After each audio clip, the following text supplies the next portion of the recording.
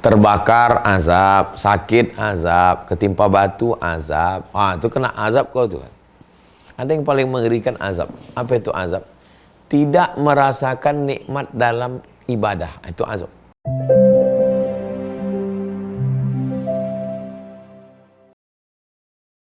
Bismillahirrahmanirrahim. Assalamualaikum warahmatullahi wabarakatuh. Alhamdulillah, Allahumma sholli ala Sayyidina Muhammad wa ala ali Sayyidina Muhammad. Bang Alvin Firdaus beserta seluruh tim yang ada di Pontianak, tim yang ada di Riau, Bapak Ibu Abang Kakak Adik Sahabat Jamaah semua, hijrah bersama Ustaz Abdul Somad. Mudah-mudahan kita diberikan kesehatan zahir dan batin, istiqomah iman dan Islam. Amin ya rabbal alamin. Tema kita pada kesempatan kali ini adalah bahagia dalam ketaatan. Pembahasan pertama tentang bahagia. Apa bahagia itu? Bahagia itu menurut pedagang modal sekecil-kecilnya, untung sebesar-besarnya. Bahagia menurut petani hujan. Kalau kelapa sawit, karena dia suka hujan. Tapi kalau karet, nggak suka hujan. Petani karet maunya panas. Karena kalau hujan, karet yang menetes kena air, cair. Jadi tidak sama antara bahagianya petani karet dengan petani sawit. Lalu sebetulnya bahagia itu apa? Maka bahagia orang punya mobil. Ternyata tidak bahagia karena kreditnya mahal. Bahagia punya mobil mewah. Ternyata tidak bahagia karena setiap tahun detak jantung tidak normal karena pajaknya bisa beli satu motor. Apa sebetulnya bahagia? Bahagia adalah tuma'ninatul qalbi. Hati yang merasa tenang. Itulah bahagia. Orang yang tinggal di rumah yang mewah dengan lantai marmer Itali, dengan tempat tidur harga 1 miliar. Saya lewat ke mall, saya tengok ada tempat tidur harga 1 miliar. Tempat tidurnya bisa dibeli, tapi tidurnya tak bisa. Orang bisa buat rumah sakit, tapi sehatnya tak bisa. Jadi bahagia itu adalah tuma'ninatul qalbi. Bahagia itu di sini. Jadi jangan heran kalau ada orang yang tinggal di gubuk yang reot, makannya sedap, tidurnya lelap. Kenapa? Karena bahagianya di sini. Kata Nabi SAW, laisal ghina kathratal arad. Orang yang kaya bukan yang banyak benda. Wa innamal ghina nafs. Kaya itu adalah di sini, berkecukupan. Cukup makan, cukup pakaian, cukup belanja, cukup jalan, cukup hidup. Tuma'ninatul qalbi, ketenangan hati. Ada orang punya mobil mahal harga 5 miliar, tak tenang. Kenapa tak tenang? Karena dia melihat ke atas ada teman akrabnya, saingannya yang punya private jet harga 40 miliar. Ternyata tidak juga tenang. Ada orang yang punya private jet, ternyata tidak juga tenang. Kenapa? Karena dia punya teman yang bukan punya 1 tapi punya 10 yang disewakan. Tidak akan pernah tenang menengok kenikmatan pada orang lain. Jadi bahagia adalah tuma'ninatul qalbi, hati yang menjadi tenang. Ketenangan itulah yang dicari orang pakai sabu-sabu, pakai narkoba, pakai heroin, pakai ganja, makan kecubung, pil anjing gila. Itu semuanya mencari ketenangan. Tuma'ninatul qalbi. Semakin besar kota, semakin banyak diskotik, semakin banyak night club, semakin banyak tempat dugem. Apa yang mau dicari orang? Ketenangan hati. Maka ketenangan hati yang kita maksud adalah bukan tenang sesaat, bukan ketenangan palsu. Tapi yang dimaksud di sini adalah tuma'ninatul qalbi, tenang hati. Inilah judul kita malam ini. Ketenangan dalam ketaatan. Nah, setelah kita tahu bahwa yang namanya bahagia itu adalah ketenangan, yang kedua, tenang dalam ketaatan. Surat Ar-Ra'd ayat 28. Alladzina amanu, syarat yang pertama adalah amanu, percaya. Setelah itu watatma'innu qulubuhum, hatinya tenang. Tenangnya dengan apa? Dengan musik, koplo, dangdut, metal, happy metal, R&B? Bukan.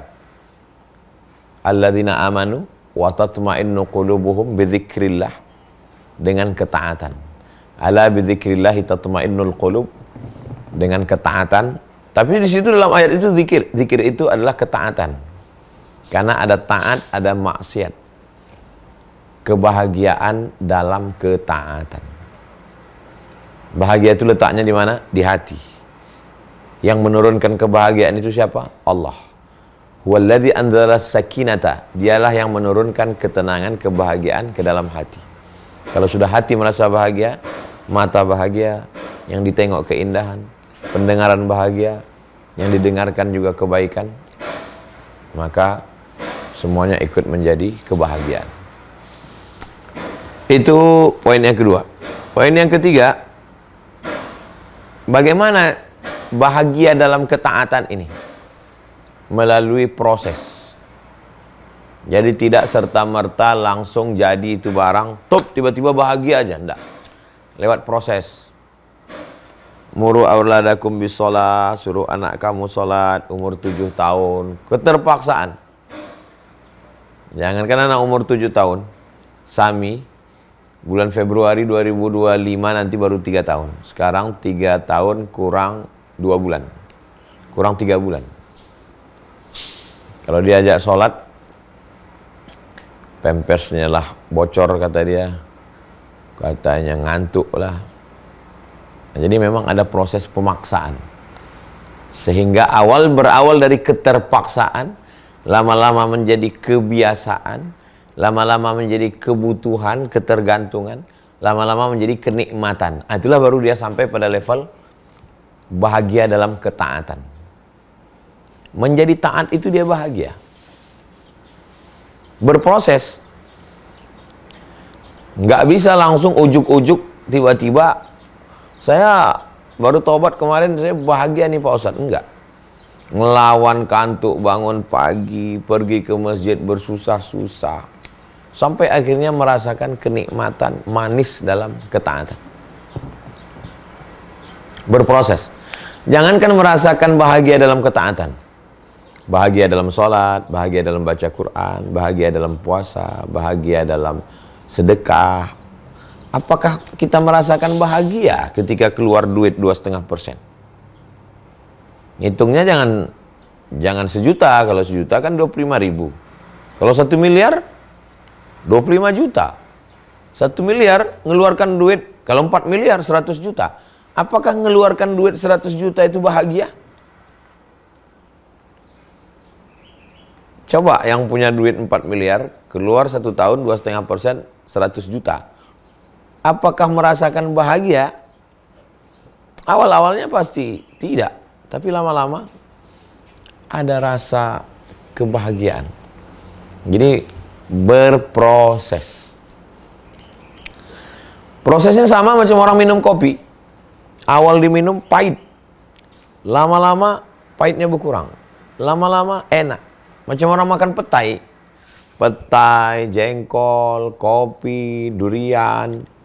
Bule-bule, coba tengok respon bule makan durian. Coba tulis di Google itu durian bule. Apa kesan mereka? Katanya baru saja mencium bau kaos kaki yang nggak pernah cuci 3 bulan. Ternyata durian itu bagi mereka bau sekali. Tapi bagi orang yang sudah merasakan nikmatnya, minum kopi, makan jengkol, makan petai, makan ulam, perlu ada proses latihan sampai akhirnya merasakan kenikmatan. Saya pertama kali makan buah zaitun. Pertama pahit, asam, kacau-kacau rasanya. Sampai akhirnya, kalau nggak ada zaitun waktu di Maroko, masak daging pakai zaitun, masak ayam pakai zaitun, makan nasi minyak pakai zaitun, nasi mandi pun pakai zaitun. Terasa enaknya, berproses. Makanya kalau orang sudah merasakan nikmatnya tahajud malam, merasakan nikmatnya sholat berjamaah ke masjid, dia sudah bahagia dalam ketaatan karena dia sudah melewati proses. Tapi kalau kita tidak lewati proses itu, kita nggak tahu. Saya awal-awalnya suka cincin. Waktu masih madrasah ibtidaiyah SD, suka sekali ngelihat. Pertama suka ngelihat, lama-lama suka memiliki, lama-lama suka mengkoleksi. Puncaknya, saya dikasih orang Kalimantan batu satu tas kecil. Saya cetakkan di Surabaya pakai logo UAS. Jumpa kawan, sahabat, saya bagikan. Ada yang lebih nikmat daripada mengkoleksi, ada yang lebih nikmat daripada memakai. Apa dia? Nikmat saat membagi dan saat kawan memakai. Itu nikmatnya luar biasa. Tapi kalau proses itu kita ikuti, kalau proses itu kita mentok enggak jalan, ya enggak. Berproses dari mulai melihat, memiliki, mengkoleksi, membagi ke orang, itu nikmatnya luar biasa. Makanya ada judul buku The Miracle of Giving, keajaiban memberi. Orang yang kalau baru sampai pada level memegang, bakhil, pelit, kikir, itu dia bingung ngelihat orang yang dermawan itu. Kok mau ya? Kok mau orang ini keluar duit miliaran bangun masjid, keluar duit untuk pondok pesantren, keluar duit untuk anak yatim, fakir miskin. Tapi lam ya'rif man lam yadhuq. Orang tidak akan pernah tahu kalau dia tidak pernah merasakannya. Gimana rasanya nasi biryani? Gimana rasanya nasi mandi? Gimana rasanya nasi goreng? Gimana rasanya nasi kucing? Gimana rasanya nasi pecel? Sama-sama nasi. Nah, jadi lam ya'rif man lam yadhuq. Orang yang tidak pernah merasakannya, dia tidak tahu bagaimana rasanya. Berproses untuk membiasakan diri, kata pepatah, Allah bisa karena biasa. Berproses dalam ketaatan, sholat, zakat, puasa, haji, umroh. Duit habis, kerja tinggal, di Arab panas, tawaf kaki sakit, sa'i sampai lecet. Belum pernah saya ketemu dengan orang, taubat saya umroh nih Pak Ustadz, nggak mau lagi saya pergi. Kalau ditanya kesan, sampai yang tua-tua, gimana Pak kesannya? Alhamdulillah Pak Ustadz, saya bisa, saya mau anak saya, mantu saya, cucu saya, kawan saya, sahabat saya. Bahagia dalam ketaatan. Nah, jadi ada prosesnya. Yang keempat,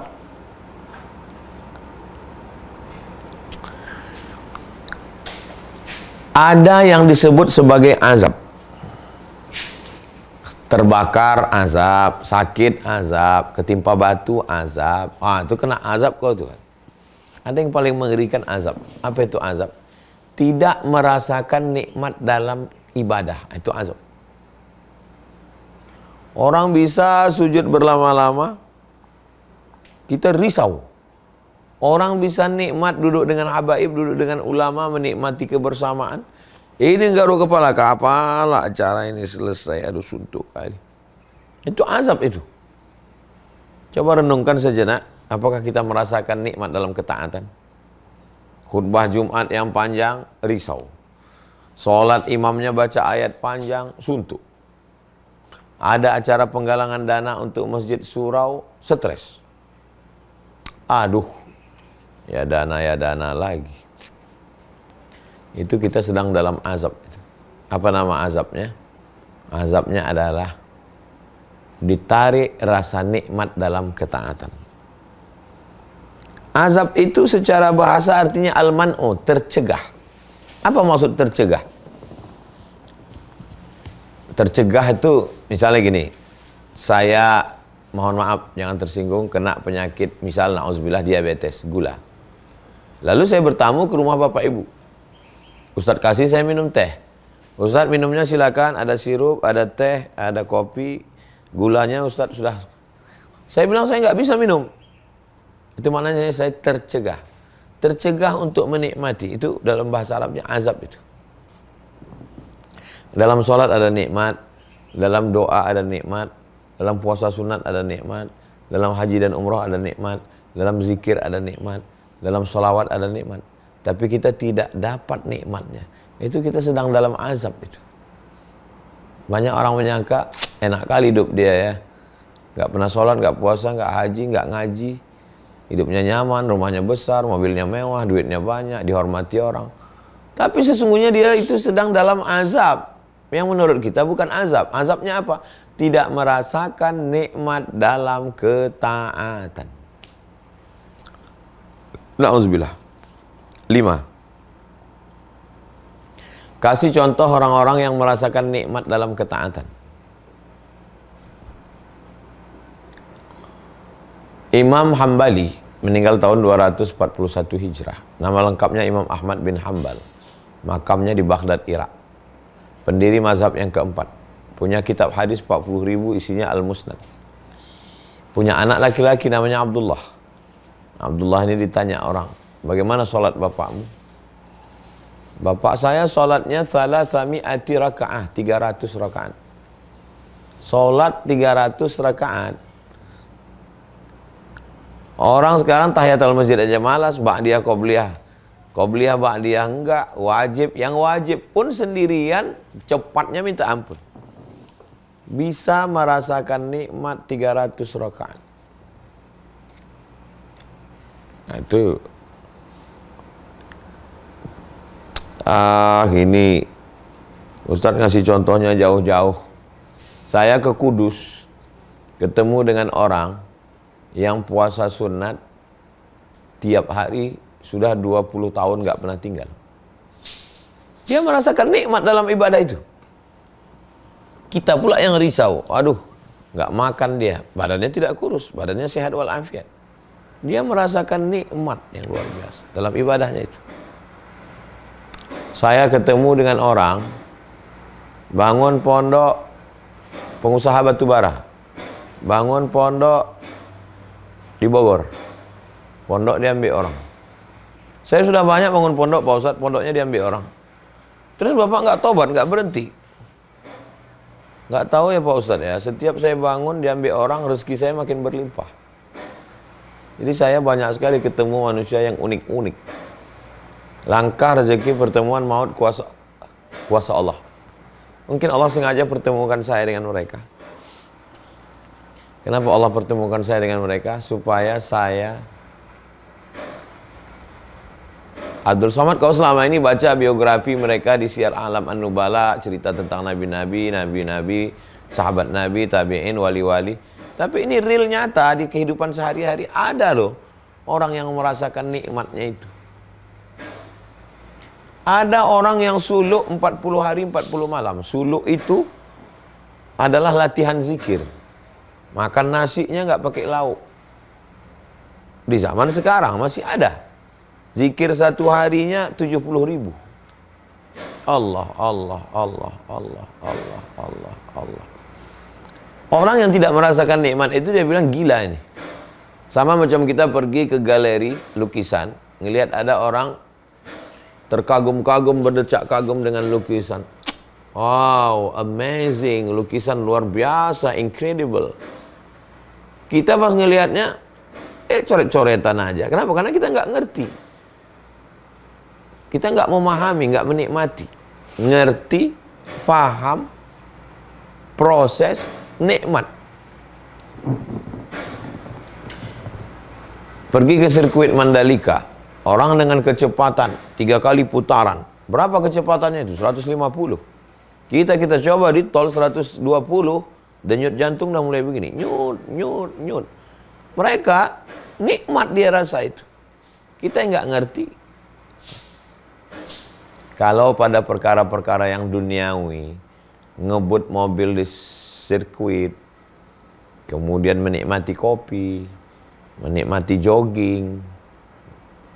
Ada orang yang rela habis uang beli tiket pesawat ke Jakarta hanya untuk cari satu onderdil sepeda ontel. Apa yang sedang terjadi sebenarnya? Nikmat, menikmati. Ada orang sewa mobil, bus supaya bisa rame ngobrol ketawa tentang, sampai ke tepi sungai sewa speedboat, sampai ke tengah laut berpanas-panas. Untuk apa? Hanya untuk merasakan nikmatnya tarikan pancing. Apa yang mau dicari? Nikmat, bahagia, happy, surur, farah, tumakninah. Kenikmatan apa yang dia dapat? Kenikmatan, kebahagiaan dalam hal dunia. Tapi dalam hal masalah ibadah. Jadi memang tema kita malam ini dalam. Kenapa dalam? Karena dia terkait dengan, kalau masalah sholat ini sah nggak sah, ini membatalkan, itu pada prosesnya. Tapi ini pada finalnya, merasakan nikmatnya dalam beribadah. Itu beberapa contoh. 6. Apa yang membuat kita gagal merasakan nikmat itu? Saya sekarang ini kalau dikasih makanan, seenak apapun makanan itu nggak nikmat nih sekarang. Dikasih orang makanan, tadi malam makan ikan bakar, nggak nikmat. Pagi ini sarapan, lontong, katanya kuahnya mantap, nggak nikmat. Habis itu makan kue juga nggak nikmat. Kenapa saya nggak merasakan nikmat? Pembahasan yang ke-6, karena ada penghalang. Kenapa saya tidak merasakan nikmat? Karena ada penghalang. Kenapa Ustaz tadi malam makan ikan bakar nggak nikmat, sarapan tadi nggak nikmat, minum tadi nggak nikmat? Karena saya sedang panas dalam. Sambal yang biasanya enak, pedas sekali. Kuah lontong yang katanya mantap, perih rasa. Kue yang katanya lezat, hambar. Kenapa? Panas dalam. Apa yang menghalangi nikmat itu? Nikmat itu di hati ya. Kenapa orang bisa nikmat sujud lama, kita kok enggak? Kenapa orang nikmat bangun masjid keluarkan duit, kok kita enggak? Kenapa orang bisa nikmat mengkoleksi, mohon maaf, anak yatim, kita kok enggak? Berarti kita panas dalam tanda kutip. Bisa jadi panas dalamnya karena riba, bisa jadi karena tipu bohong. Kok bisa ya pejabat-pejabat, orang kaya, koruptor-koruptor itu nggak mau keluar duit sedikit pun bantu anak yatim, fakir miskin. Banyak orang yang, apa sih ruginya dia Pak Ustadz kalau dia keluarkan duit untuk ini? Nggak ada ruginya. Terus kenapa dia nggak keluarkan? Dia tidak merasakan nikmat. Siapa yang membuat hatinya itu tidak nikmat? Allah. Kenapa dibuat Allah tidak nikmat? Karena Allah mencabut rasa nikmat dari dalam hati orang yang melakukan perbuatan dosa. Dia sudah berzina, dia sudah minum khamar, dia sudah mabuk, dia sudah korupsi, dia sudah riba, makan haram. Kalau dia merasakan nikmat juga bersedekah, berinfak, di mana letak keadilan Allah? Disitulah hebatnya Allah Subhanahu wa ta'ala. Bisa dicabutnya. Jadi kalau kita tidak merasakan nikmat dalam sholat, tidak merasakan nikmat dalam baca Quran, tidak merasakan nikmat dalam doa munajat, tidak merasakan nikmat dalam puasa sunat, tidak merasakan nikmat saat tawaf sa'i, kita perlu curiga. Jangan-jangan saya sedang panas dalam. Apa yang terjadi dengan kita? Berarti ada penghalang. 7. Perlu bersama dengan contoh yang hidup. Sahabat Nabi bersama dengan orang yang hidup. Siapa dia? Nabi Muhammad. Tabi'in bersama dengan orang yang hidup. Siapa dia? Ikrimah, Ad-Dhahhak, Jabir. Mereka bersama dengan orang yang hidup. Melihat cara dia makan, cara dia menjalani hidup. Kemarin saya sowan ke Kiai Thaifur Mawardi di Purworejo, melihat dengan usia beliau yang 70 lebih kurang, bisa menyambut tamu, duduk bahagia dengan santri, bisa tersenyum, bisa tertawa. Hari sebelumnya saya di Karanganyar ketemu dengan Romo Kiai Haji Hasan Abdullah Sahal. Umurnya lebih 70, hampir 80. Perjalanan jauh dari Ponorogo, menempuh jalan yang begitu jauh, hanya sekedar untuk datang, duduk, makan, silaturahim. Dia menjaga nikmat kebersamaan. Kita kadang dalam satu kota, nggak mau datang, nggak mau ketemu orang. Jadi kita mesti melihat contoh hidup. Kadang baca buku, ruh kita nggak hidup. Kenapa? Karena kita nggak ketemu orang. Hambar dia. Baca-baca gitu, wah ini sosok ini Ada enggak? Ada enggak? Manusia yang seperti ini ada? Ada apa tidak? Alhamdulillah panjang umur, murah rezeki, sehat badan. Saya suka ketemu dengan ulama-ulama sepuh yang tua-tua itu. Kalau saya pergi ke Aceh dengan para abu, pergi ke Jawa, ketemu dengan para kiai sepuh. Saya merasakan jiwa saya yang kering itu seperti basah. Setelah habis ketemu itu segar lagi. Saya cium tangan mereka, saya peluk, saya bilang doakan saya, minta barokah. Ada rasa nikmat bertemu dengan mereka. Ada merasa nyaman, ada merasa tenang, ada merasa sesuatu yang kosong menjadi terisi, ada sesuatu yang kering menjadi basah. Gimana saya mengungkapkannya? Saya berusaha untuk memilih sedemikian kata untuk mewakili apa yang sedang saya rasakan ketika saya ketemu dengan contoh-contoh manusia-manusia yang bahagia. Datang tamunya minta doa, mohon semoga anak keturunan sehat, semuanya soleh-soleh, semoga kita husnul khatimah. Jadi mereka adalah contoh hidup orang-orang yang bahagia dalam ketaatan, bukan bahagianya dalam kemaksiatan. Yang kedelapan, kalau kita sudah diberikan Allah kebahagiaan dalam ketaatan, hati-hati juga ada sifat ujub, merasa kagum pada diri sendiri. Wah, aku sudah nyaman nih dalam sholat. Hati-hati. Ijabul mar'i binafsihi unwanu dha'fi aqlihi. Orang yang kagum, ujub terhadap dirinya itu tanda akalnya lemah. Jadi mesti cepat-cepat mulahazah, memperhatikan, muraqabah, memantau, mengawasi diri. Jangan-jangan saya sudah tuba liman syaghalahu aibuhu an uyubinas. Bahagialah orang yang selalu sibuk dengan aib cacat dirinya sehingga dia tidak sempat memikirkan aib orang, anak syanu, istri syanu, keadaan, politik, segala. Perlu kita penting peduli pada politik. Melek politik, ngeh. Tapi jangan sampai itu menghabiskan energi kita. Karena ini sementara. Yang penting itu kan bagaimana politik menciptakan kebahagiaan. Pertemanan, persahabatan, konflik-konflik, khilafiyah. Dan sampai itu menguasai akal, budi, pikiran kita sehingga bawaan kita emosional, emosi tidak terkendali. Jadi perlunya merenung. Dan yang terakhir, pembahasan yang ke-9 adalah setelah lepas merenung, lepas baru kemudian berdoa kepada Allah. Aku sebenarnya bukan apa-apa dan bukan siapa-siapa. Aku tidak mungkin bisa menikmati ini kecuali dengan Engkau. Teh manis itu manis. Kenapa teh manis? Padahal teh pahit. Karena ada gula.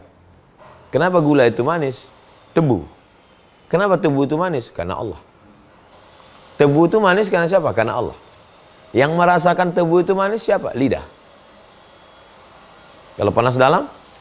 Kalau sariawan? Coba habis odol gigi, minum teh manis. Pahit rasanya. Siapa yang membuat gula itu manis? Allah. Siapa yang membuat lidah ini bisa merasakan gula itu manis? Allah. Lalu kita bukan apa-apa dan kita bukan siapa-siapa. La haula wala quwata illa billah. Siapa yang mengeluarkan suara yang merdu bayati sobasikan naha wajar karas dalam baca Quran? Allah. Siapa yang menciptakan telinga sehingga merasakan nikmatnya mendengar kelantunan suara itu? Allah juga. Lalu kita hanya mampu berkata la haula wala quwata illa billah. Kau yang hebat, kau yang beribadah. Subhanallah, maha suci. Allah yang suci, aku kotor. Kau yang hebat, kau yang hebat, kau yang hebat. Allahu Akbar, Allah maha besar. Kau dipuji orang, dimuliakan orang, datuk, profesor, doktor. Subhanallah, walhamdulillah. Segala pujian hanya milik Allah. La haula wala quwata illa billah. Subhanallah wa bihamdihi, subhanallahil azim. Itulah 9 poin pembahasan bahagia dalam ketaatan. Yang paling kita mengerikan adalah bahagia dalam kemaksiatan. Selingkuh bahagia, minum khamar bahagia, aib, ghibah bahagia. Aduh, na'udzubillah. Jangan sampai. Mungkin nanti ada pembahasan bahagia dalam kemaksiatan. Nah, itu na'udzubillah. A'udzubillahi minasyaitonirrajim. Bismillahirrahmanirrahim. Alhamdulillahirabbil alamin. Arrahmanirrahim. Maliki yaumiddin. Iyyaka na'budu wa iyyaka nasta'in.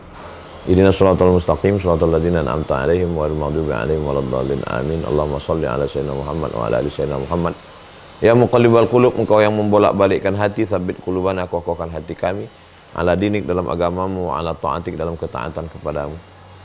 Allahumma ja'alna minas su'ada'il maqbulin, jadikan kami orang yang berbahagia karena diterima amalnya. Wala taj'alna minal ashqiya'il mardudin, jangan jadikan kami orang yang sengsara karena amalnya tertolak. Allahumma ja'alna minas su'ada'i fit ta'ati, jadikan kami orang yang bahagia dalam ketaatan. Wala taj'alna minas su'ada'i fil ma'asi, jangan jadikan kami bahagia dalam perbuatan maksiat. Allahumma a'inna, tolong kami, ala dzikrika, supaya selalu berzikir mengingatmu, wa syukrika, bersyukur kepadamu, wa husni ibadatik, beribadah dengan ibadah yang terbaik. Waffiqna, tanamkan dalam hati kami taufikmu, supaya kami beramal dengan amal yang kau cintai dan kau ridhai, ya Allah. Rabbana atina fid dunya hasanah wa fil akhirati hasanah wa qina adzabannar. Wa sallallahu ala sayyidina Muhammad wa ala alihi wasallam. Alhamdulillahirabbil alamin. Taqabbalallahu minna minkum, taqabbal ya karim. Terima kasih Bapak Ibu, abang kakak adik, sahabat jamaah. Mudah-mudahan Allah selalu memberikan yang terbaik buat kita. Barakallahu fikum. Wassalamualaikum warahmatullahi wabarakatuh. Asrama Pondok Tahfiz Quran Mahat Az-Zahra yang selama ini Bapak Ibu lihat, saksikan, support, bantu 2-3 sak semen batu bata sudah selesai.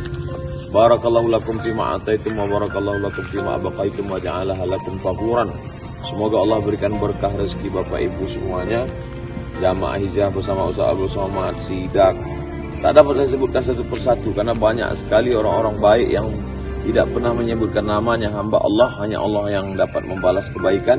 Diberikan keluarga yang sakinah, mawaddah, warahmah, diberikan keturunan yang soleh dan solihah, diberikan rezeki berlimpah ruah, bisa berinfak, berwakaf, bersedekah sampai ke Baitullah, ibadah haji dan umrah, husnul khatimah, masuk ke dalam surga bersama Rasulullah SAW.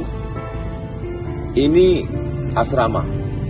Kelasnya kita baru tadi peletakan batu pertama di depan rumah kayu. Rumah kayu di sebelah sana kita akan bangun kelas.